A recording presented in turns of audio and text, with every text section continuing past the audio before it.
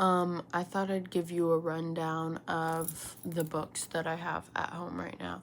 Also, I'm watching this guy.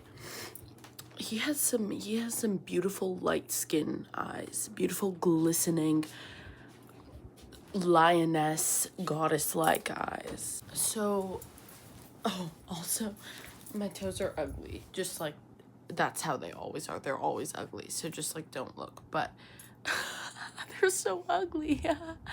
I painted the Twitter logo on my toes. Took longer than I'd like to admit. I also dyed my hair blue, but it doesn't look good in this light. Actually, yeah, whatever. No, I don't have to prove it to you. It looks good.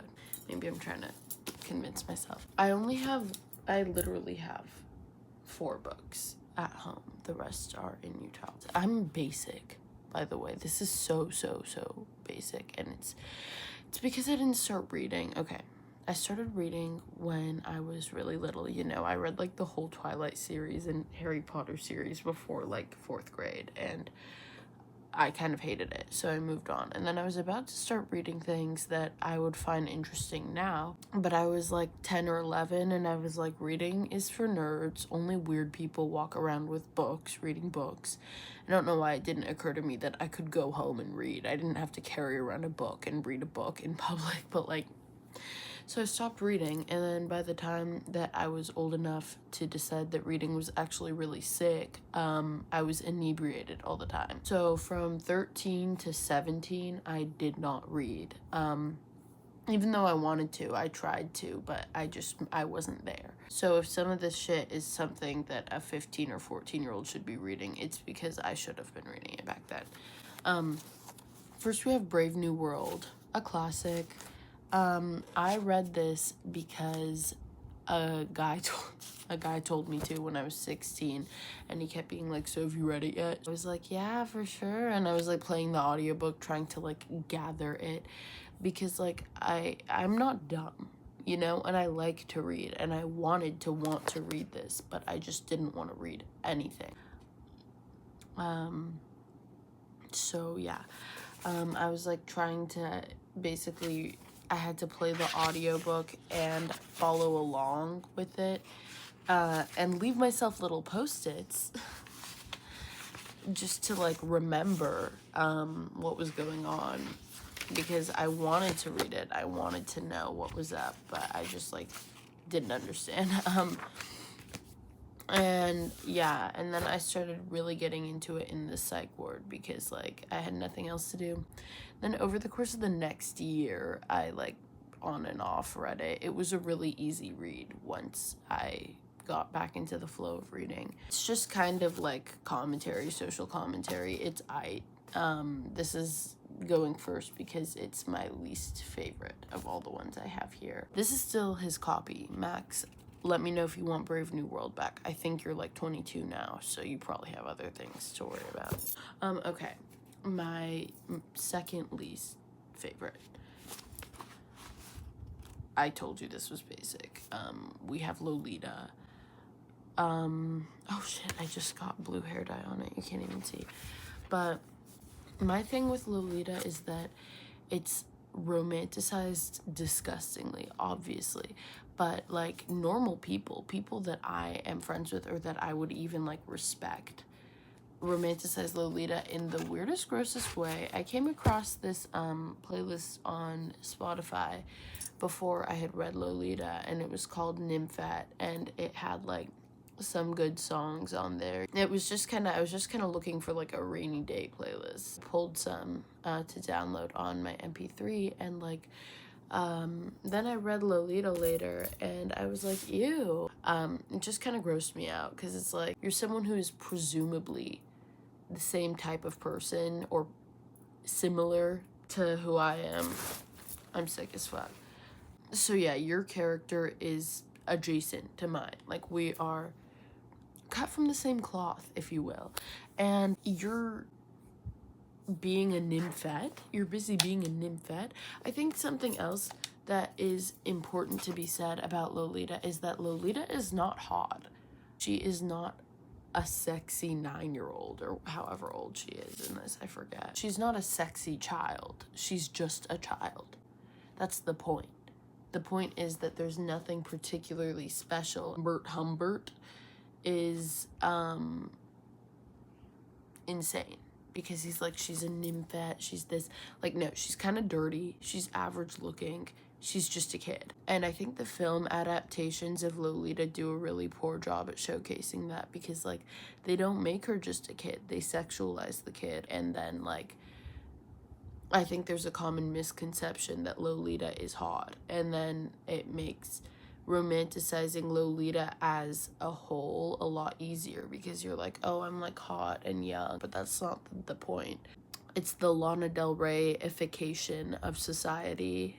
I like the Lana Del Rey song Lolita. Whatever, it's not that serious. Nothing's that serious, but I just think it's important to point out. Okay. Okay, yeah, this is so basic. It's, okay.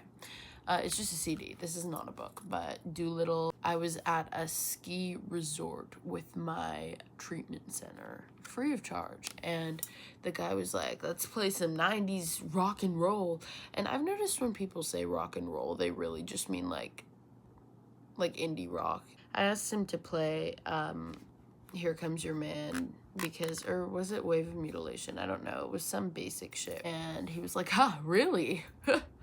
And it was probably because I was in Utah, and I don't know, it's different in Utah. If some teen girl in California asked you to play a song off of Doolittle, you'd be like, get better taste, kid. Like, you're boring and basic as. My uncle gave me this for my birthday, even though I don't own a CD player, so it's just been sitting here. I like me some MP3 files. Totally free, convenient. You can even have them on your phone. Side note, why don't we do this? What is better about Spotify other than Spotify Wrapped, which get Last FM and just use Scrabbles? They're better than Spotify Wrapped anyway. Like, what about Spotify is better than downloading MP3 files to your phone and listening to them?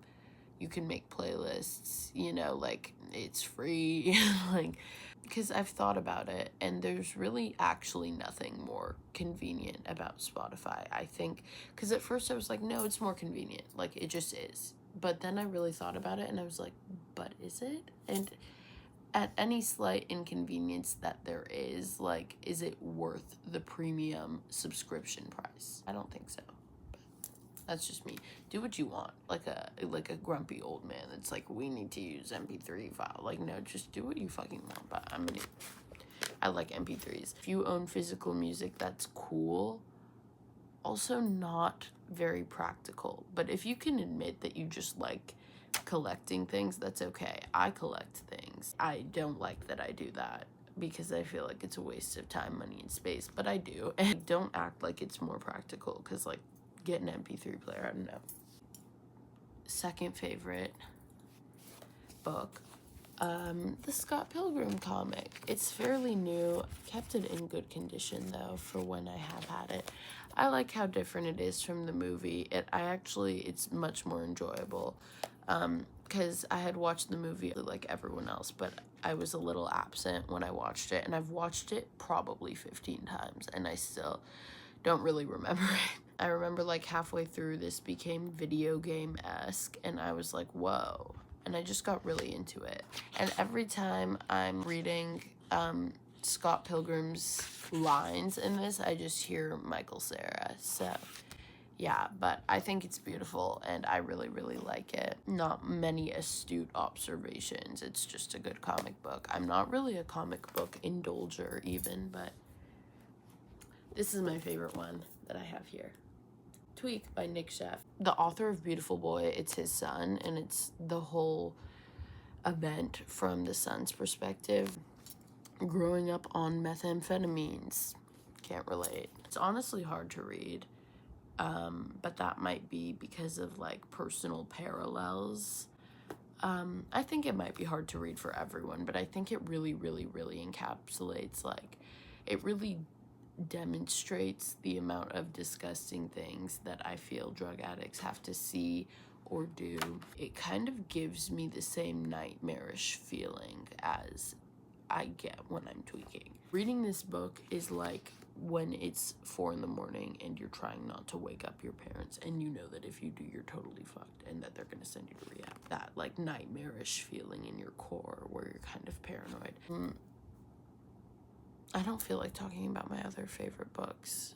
Be grateful that I talked to you. How about that?